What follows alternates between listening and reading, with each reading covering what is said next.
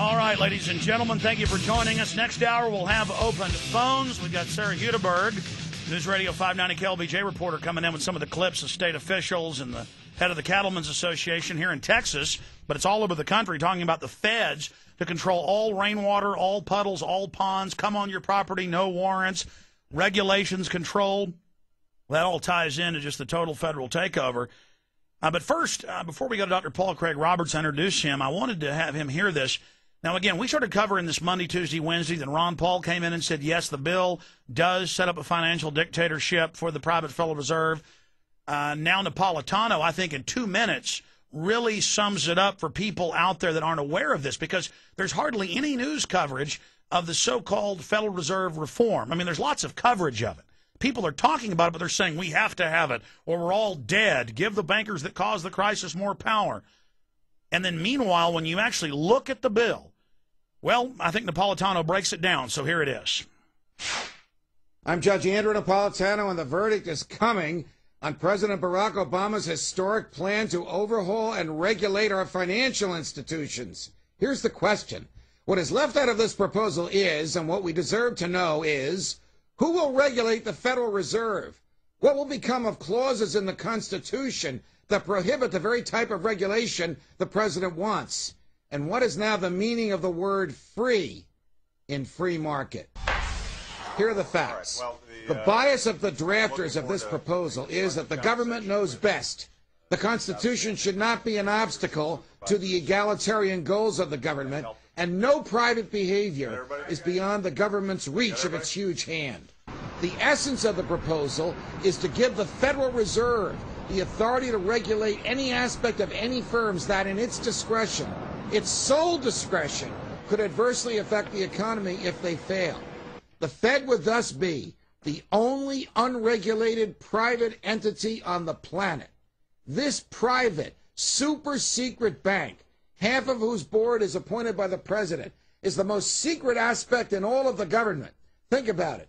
The job of the CIA is to steal and to keep secrets. But we know more about the CIA than we do the Federal Reserve. The Federal Reserve is a private, completely unregulated bank into which the Obama administration proposes to repose all regulatory authority, from the compensation of executives to the investments companies make, to the location of their franchises, are you ready for this, to the amount of fat in McDonald's cheeseburgers, without appeal and without stating reasons for the regulations. All grouped investments, even if the investors own the group, like hedge funds, like you and your neighbors getting together to buy a house, will be subject to the Fed's new rules. All state-chartered banks will now be subject to the Fed. All businesses, whether financial in nature or not, that are owned by any financial institutions shall be subject to the Fed. Even mom and pop shops and stores, if, in the Fed's opinion, could fail, and thus produce systemic harm to the economy, shall be subject to the rule of the Fed. All right, and it goes on from there. It's up on Infowars.com and PrisonPlanet.com. Now, I would add, I go on this show with Napolitano a few times, and he comes on mine. It's an internet show. People keep thinking I'm on Fox. No, they're not putting me on Fox. They know everybody already knows on the internet, so they'll have this on the internet program that people think watching it is on Fox TV. It's not. Why isn't this on Fox Television when Napolitano's on there? See, that's why we're pushing to make sure people at least know what's happening. Dr. Paul Craig Roberts is a best-selling author. His latest book, and its newest edition, is The Tyranny of Good Intentions, getting into the whole police-state control grid and the courts. And he, of course, is a former Wall Street Journal editor, the head of policy, number 2, the father of Reaganomics under Ronald Reagan. And so he can speak briefly to what's happening with the economy. Then I want to get into why he's really here. Iran. He's written some of the most in-depth, insightful articles we've seen about what's really happening there. Dr. Paul Craig Roberts, always great to have you with us. Thank you, Alex. Okay, you just heard Napolitano. I'm sure you're aware of this overhaul. What's your take on that?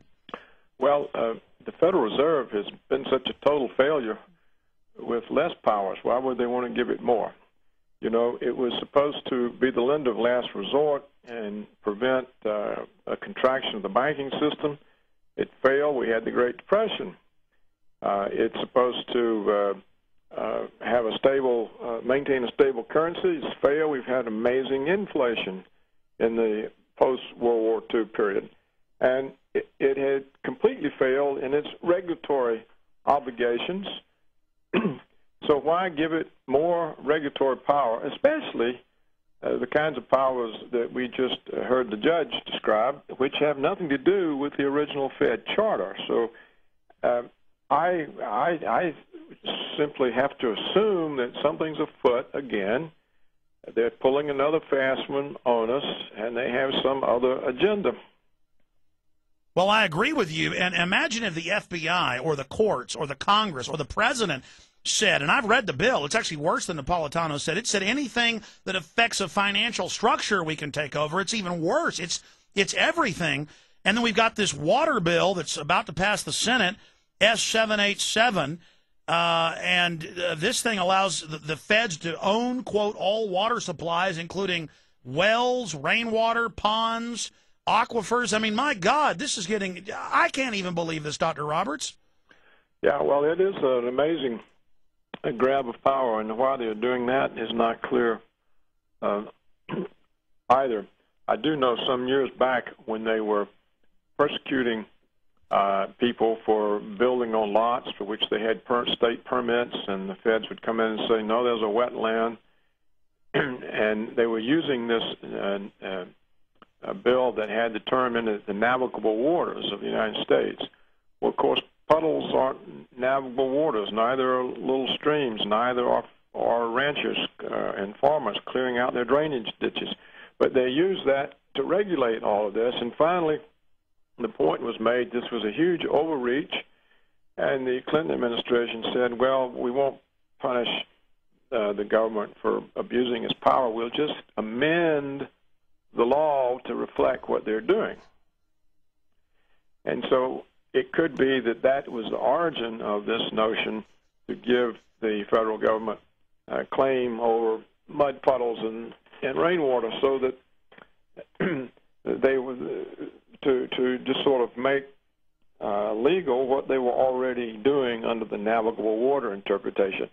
But why they would want all this power, or what they would do with it, I mean, we're starting to get into the realm of police state science fiction. Absolutely. Well, when Mr. Police State Science Fiction Alex Jones is starting to think I'm in the Twilight Zone, we must be in trouble, because, I can't believe how fast this is moving. Shifting gears into the main reason we have you here. Again, you're a real conservative, who Ronald Reagan credited as being the father of Reaganomics, biggest boom we've had in, really the last 50, 60 years, versus the fake conservatism of George Bush. You criticized him. Then Obama came in, and you were hopeful, but you've since, for those that haven't read your writing, said it looks like he may be even worse if that's possible. And then everything Obama says, he says no lobbyist, all he hires is lobbyist. He says, I'm going to end the wars, he expands the wars. He says, I'm going to end the indefinite detention and torture, he expands it. And so when I saw him say he wants to be friends with Iran, I said, look out, covert operations. Bush's White House, I'm just filling folks in, admits they had covert operations going on to destabilize Iran. Obama has admitted that. Clearly, they're in there trying to foment things. I don't know who won the election either way, but certainly I agree with the articles you've been writing for your syndicated column, that regardless, our media is using this as a way to get the American people behind attacking Iran. So can you break down the facts? And plus, what you predicted days ago has now come out when we come back.